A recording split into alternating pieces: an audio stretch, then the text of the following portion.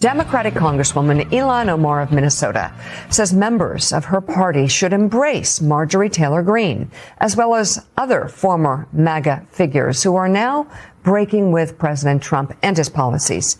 Here's what she said in a recent podcast interview. The thing that has been very fascinating, especially about Marjorie and Candace, is that they are not just coming out like the other ones that you'd mentioned, where they're saying this action is wrong, right? They're saying, I am done with you. I think that we should give them credit for that. The fact that they've had this wake-up call to finally seeing this con man, this corrupt, chaotic man, for what he is, the fact that they understand that he never really had any principles outside of uplifting his ego, the fact that they have gotten off the sycophant train and are saying, we trusted the wrong person. We are sorry for that, and we need all of you to wake up to the fact that you've also trusted the wrong person, I think is an important thing for us to put our arms around and say, yes, then now let's figure out how do we save our country from the disaster that this man is creating. The moment Marjorie Taylor Greene filed the resolution to invoke the 25th Amendment against Donald Trump, the decade-long foundation of the MAGA movement didn't just crack, it disintegrated. This is no longer a political disagreement. It is a declaration of cognitive and constitutional emergency. For 10 years, Greene was the movement's most loyal soldier, the enforcer of the Trumpian will on Capitol Hill. Now she is the primary witness for the prosecution, testifying that the President of the United States is mentally unstable and a direct threat to global survival. The response from the Oval Office was instantaneous and vitriolic. Donald Trump branded his former top ally a traitor and a deranged predecessor, pivoting immediately to a defense of his recent threat to annihilate the entire civilization of Iran. He claims this was a masterstroke of tough rhetoric that brought an enemy to its knees. That is a lie. It is a calculated fabrication designed to mask a documented pattern of cognitive instability that has reached a breaking point within his own administration. Let's play this clip. All right. That's fascinating on about 1,000 different levels. Let's bring in MS Now senior Capitol Hill reporter and the host of Way Too Early, Ali Vitale, and opinion writer at the New York Times, Margay. All right, so this is something I've noticed. There are times when Democrats, when somebody wants to get on their side, but wait, why were you wrong for so long? Right. Why and then they'll sit there and you'll go through a cross-examination. You're like, do you want help or not? I have always found Republicans to be kind of like Southern Baptists in that I grew up in the First Baptist Church in Pensacola, and Dr. Plights, he would play, if it took 16 verses of Just As I Am to get somebody to come down front and give their life to Jesus Christ, he would do it. He would keep playing, then everybody would hug him, and we'd all be happy. Sometimes we'd go out and try to find somebody off the streets. Will you please just go down so Dr. Plights will let us go to Morrison's, because all the other churches are getting in line before us. But we welcomed whoever came down front and wanted to become a member of the church. Democrats in the past have not done that. I find, though, and you tell me, I find now Democrats are far more accepting of the fallen, the weak, the former Republicans, as they would think. And I think, again, forget who's... The lie is defined by the president's own words and the desperate revisions offered by his remaining loyalists. When the president used social media to threaten the lives of more than 90 million people, the White House scrambled to frame the outburst as a sophisticated negotiation tactic. They are currently projecting a narrative of strategic genius, claiming this specific threat forced a ceasefire. This version of history is being manufactured to bury the accounts of those closest to him who describe a state of absolute madness. Greene, having stood by Trump through every previous impeachment and scandal, has now drawn a definitive line. She states clearly that there is a profound instability in his thinking and that he has moved beyond the control of his advisors or the constraints of his office. Let's play this clip. Saying this about who they're saying this about, just in general, talk about how that seems to be changing in liberal and progressive circles. You for the Constitution? Okay, good. Come on over. We'll take you. You know, it's funny because as a native New Yorker, I grew up in a fairly liberal environment, pretty liberal environment. And there was a sense of, I would say, envy among many politically minded New Yorkers and liberals about what Republicans were able to do, you know, just a certain ruthlessness in terms of how they built their coalitions. And there was a long-standing desire, I think, among average, ordinary, everyday Democratic voters to see their own party embrace tactics that would lead to winning elections and big coalitions. And I think that Democrats, having been really put through the ringer the past decade, are really willing to do almost anything. The forensic evidence reveals a total reversal of the president's foundational principles and a dangerous escalation of erratic behavior. Donald Trump rose to power on the promise of ending foreign entanglements, branding himself the peace president who would stop the cycle of endless wars. The evidence now proves he has transitioned into a war president of the most volatile order. He did not merely threaten military action. He publicly contemplated the mass murder of an entire civilization, including millions of non-combatants. Administration officials have since confirmed that this was not an empty bluff. The president was prepared to execute this order in the hours following his social media post. The evidence further confirms that the ceasefire was not a result of this nuclear rhetoric, but was instead the product of quiet, desperate diplomacy led by Vice President J.D. Vance, who deliberately bypassed the president's threats of annihilation to prevent a global catastrophe. Let's play this clip. To flip this script and change the political situation in the country. The landscape is so demoralizing for liberals, for Democrats, that they recognize something has to change. That also is at the heart of some of the anger toward the party's leadership. That's also why you see lots of competitive races in places that you didn't. And, you know, it started with AOC. It didn't finish there. That's why you see people like Zohran Mamdani starting to reshape the party. Now, the progressives have been the most active, but it doesn't necessarily have to be just a progressive project. It's clear that there is a deep hunger among ordinary rank and file voters in the Democratic Party to build a coalition that can defeat Trump and Trumpism. So, Ali Vitale, that's the big picture and efforts Democrats to expand the tent. But let's talk about the particulars here, because there's quite the backstory between Congresswoman Omar and former Congresswoman Marjorie Taylor Greene. So talk to us, remind us why these words that we just heard are frankly so unlikely. Well, it's because it does feel like an up is down moment when you hear Congresswoman Omar saying we should embrace former Congresswoman Greene. They have had. The evidence of instability extends into a pattern of personal retaliation against any official who refuses to serve as a shield for the president's associates. Marjorie Taylor Greene has testified that the president's hostility toward her spiked when she refused to withdraw her name from a discharge petition regarding the Jeffrey Epstein files.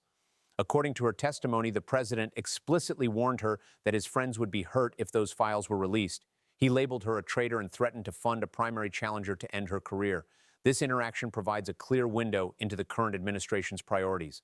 The power of the presidency is being diverted from national security to the protection of private individuals implicated in a sex trafficking scandal.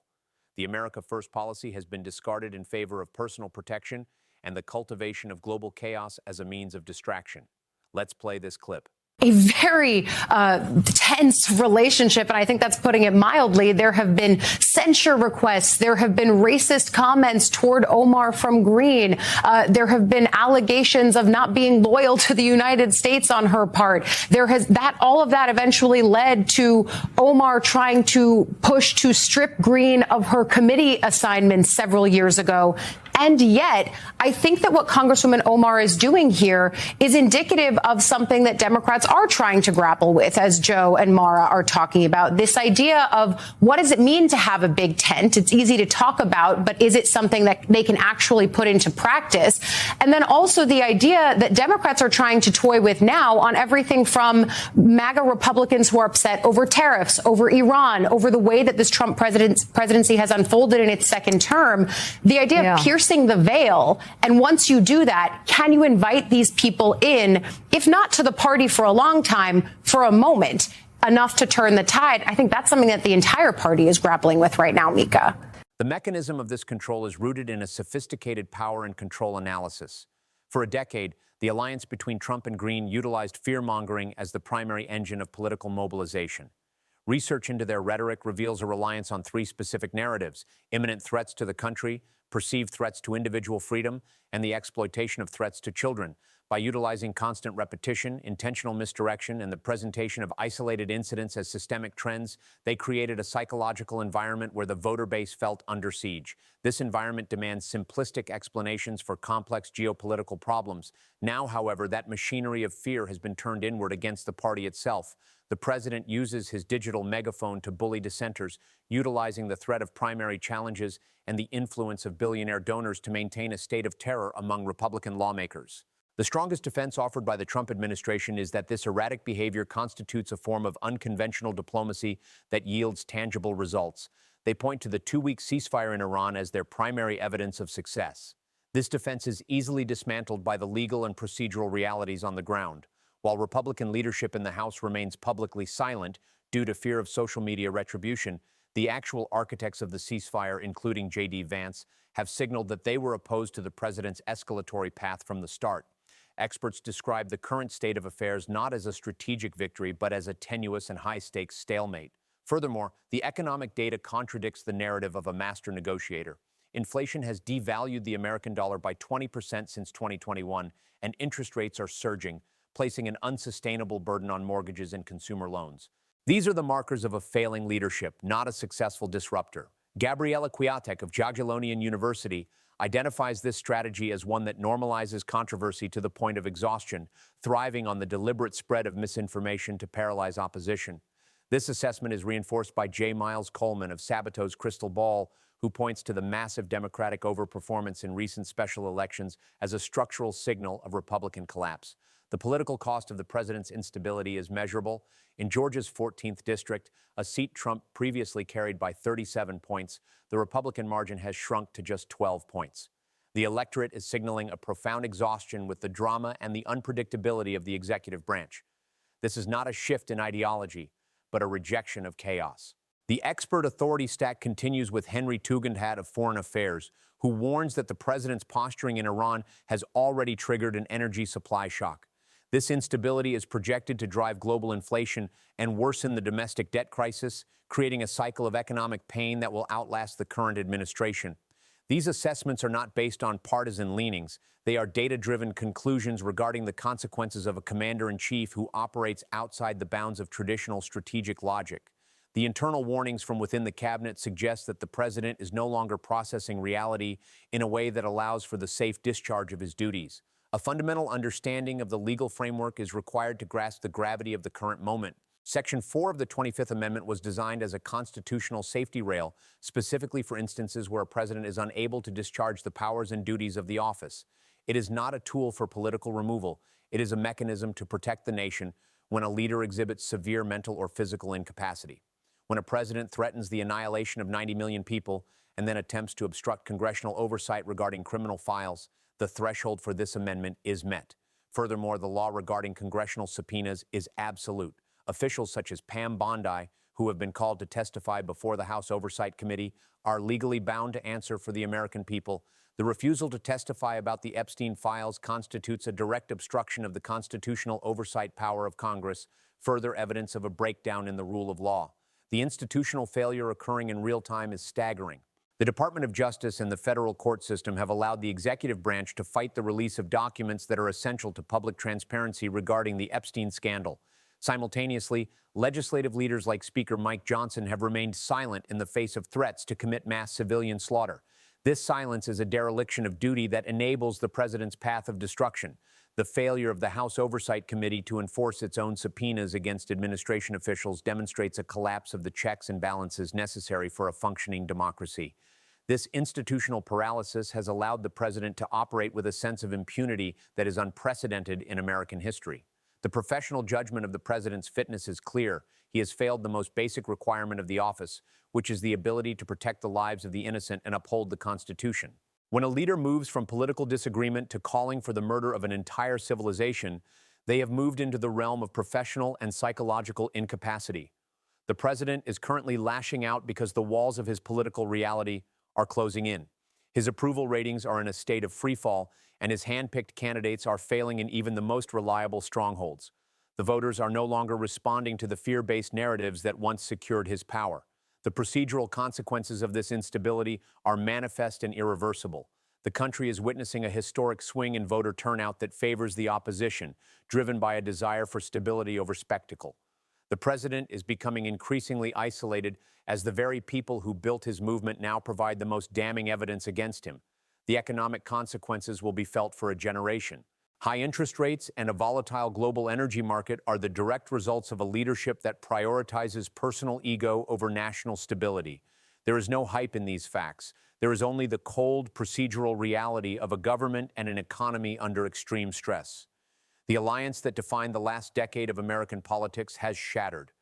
What remains are the fragments of a movement that has been forced to choose between loyalty to a man and loyalty to the republic.